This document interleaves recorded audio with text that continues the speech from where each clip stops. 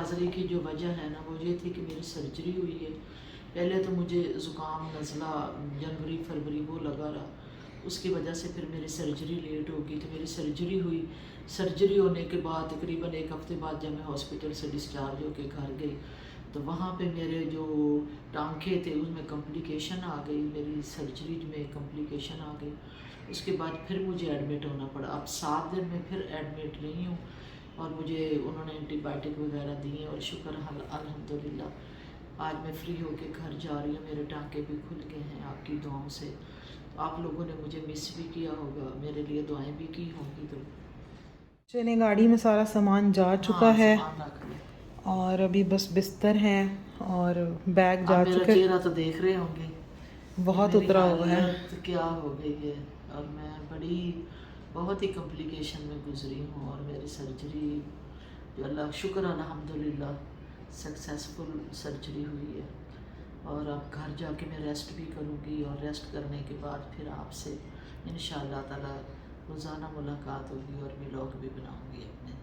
बस मुझे दुआओं में याद रखना। ये बेडरूम है और यहाँ पे 2 बेड्स हैं और इस बेड पे तो कोई नहीं था, इस पे मैं ही सोती रही हूँ पूरे 2 हफ्ते। अस्सलाम वालेकुम व्यूवर्स, उम्मीद करती हूँ आप सब खैरियत से होंगे और हम सब भी खैरियत से हैं। अभी आपने देखा कल का एक क्लिप जिसमें मिसेस मलिक हॉस्पिटल से घर आ रही हैं और पूरे 2 हफ्ते वो काफ़ी बीमार थी, उनकी सर्जरी हुई और अल्हम्दुलिल्लाह अब सारे रिपोर्ट्स क्लियर हो गए हैं और वो खैरियत से घर आ गई हैं। और उसके बाद फिर हमने घर में कुछ चीज़ें देखी, फिर ज़ाहिर के 2 वीक्स हॉस्पिटल में गुजारने के बाद घर में सेटलमेंट की उनकी, सारा बेड सब कुछ। तो हमने कोई क्लिप नहीं बनाया और अगले दिन उठ के अब हम क्लिप बना रहे हैं। घर की पूरी सफाइयाँ करवाई हैं और अब मसला एक खड़ा हो गया है ईद के सूट का, क्योंकि हमारा सारा टाइम हॉस्पिटल में गुजर गया। 29 की ईद है कि 30 की ईद है, तो फिर हमें पता नहीं अब दर्जी साहब हमें सूट सी के देते हैं कि नहीं देते। और कुछ ड्रेसेस हमारे घर पे पड़े हुए थे तो हमने कहा क्यों ना इनमें से ही हम कोई देख लें और स्टिच करवा लें। अभी मिसेस मलिक ने भी एक सिलेक्ट कर लिया और मैंने भी एक सिलेक्ट कर लिया है। मिसेस मलिक ने सिलेक्ट किया है ये वाला और अब मैं दर्जी को कॉल करके उससे पूछूंगी कि जी हमें आप 2 सूट तैयार कर दें तो आपकी बहुत मेहरबानी होगी। और इसके बाद फिर देखते हैं, शूज़ लेने पड़े तो ले लेंगे, नहीं तो घर पे पहले से बहुत शूज़ पड़े हुए हैं। देखिए जी, मिसेस मलिक ने हॉस्पिटल में रह के अपना कुरान पाक जो मुकम्मल करना था रमज़ान शरीफ में वो काफ़ी मिस कर दिया था। और माशाल्लाह 22 सिपारे में छोड़ गई थी, 21 पारे छोड़ गई थी और अभी 22 सिपारा में मुकम्मल। हालांकि मैं बड़ी तकलीफ़ में बैठी हूँ, मुझसे भी बैठा नहीं जा रहा। अभी मेडिसिन की गनूदगी है, लेकिन मैंने अल्लाह से इल्तिजा की कि अल्लाह मियाँ मुझे घर भेज दे, मेरा कुरान पाक मुकम्मल होने वाला है। हमारी मानो बिल्ली की आज तबीयत कुछ अपसेट लग रही है। वो बार बार कभी आके कहीं लेट रही है, कभी कहीं लेट रही है। अब जनाब उसने वेट मशीन के ऊपर आके अपना क़याम कर लिया है और इस वेट मशीन को मानो ने ख़राब भी कर दिया। एक्चुअली मानो प्रेग्नेंट है और उसकी तबीयत ठीक नहीं है और मुझे लग रहा है कि इसकी अब डिलीवरी होने का टाइम नज़दीक है और बहुत ज़्यादा डाउन फील कर रही है, सो रही है।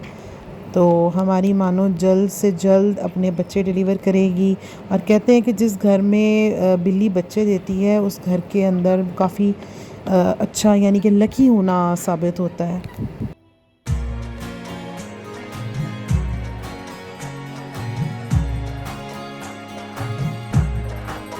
ये देखिए माशाल्लाह हमारी मानो के बेबीज़ आ गए, कितनी प्यारी छोटी छोटी सी किटन्स हैं। और अब हमारी मानो की तबीयत भी ठीक हो गई है और वो काफ़ी खुश है और वो अपने बच्चों को लेके बहुत ज़्यादा एक्साइटेड है। अभी मानो अपने बेबीज़ को लेके कैट हाउस में ही है और इतनी ज़्यादा अपने बच्चों की केयर कर रही है।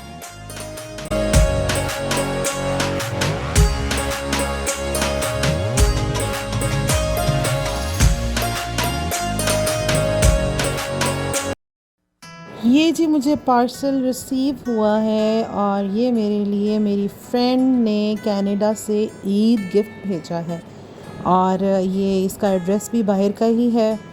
और अब हम इसको आपको खोल के दिखाते हैं कि अंदर से क्या निकलेगा। और ये जी निकला है मेरा फेवरेट गिफ्ट। मुझे लेंस लगाने का बहुत ज़्यादा शौक़ है और वो ये जानती है और उसने सोचा कि कोई ऐसी चीज़ मुझे भेजे जो मैं ईद पे यूज़ करूं। और इसका जो शेड है वो ग्रे कलर में है और ग्रे शेड में ही मैं ज़्यादातर लेंस यूज़ करती हूँ।